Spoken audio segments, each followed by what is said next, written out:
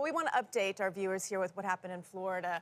We begin this hour with the latest on a possible second assassination attempt on former President Trump. A man is in custody after the Secret Service spotted someone with an AK-style weapon yesterday at Trump's golf course in West Palm Beach. It happened between the 5th and 6th holes, and Trump was around 300 to 500 yards away. Officials say they found a gun, a scope, and a GoPro, among other things, after a Secret Service agent fired multiple shots at the man, forcing him to flee. Later, sheriff's deputies made an arrest about 50 miles away. And here he is. This is the suspect, Ryan Wesley Ruth, who's in his late 50s. He spent time as a volunteer in Ukraine after the Russian invasion. And our Holly Williams was in touch with him when he was overseas, and she joins us now. Holly, good morning. What else can you tell us about this man? Hey there, Nate. Look, when I woke up this morning in London to the news that Ryan Ruth was the suspect in an alleged assassination attempt on former President Donald Trump, I was stunned to recognize the name because I had been in touch with Ryan Ruth for over a year in the early stages of the war in Ukraine.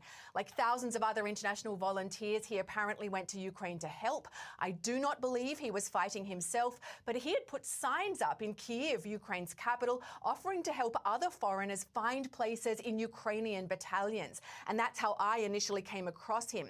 I spoke with him, I think, once on the phone and texted frequently, and he put me in touch with several foreign fighters.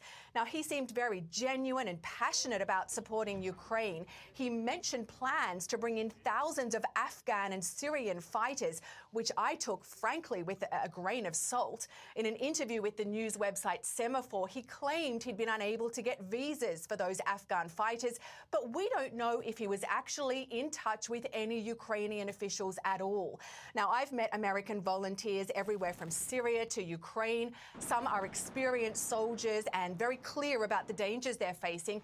Others seem less well informed and their motivations can be quite confused. To be honest, Ryan Ruth did at times seem fairly naive. At one point, he sent me an audio track of a song he'd apparently recorded about the carnage caused by the war in Ukraine.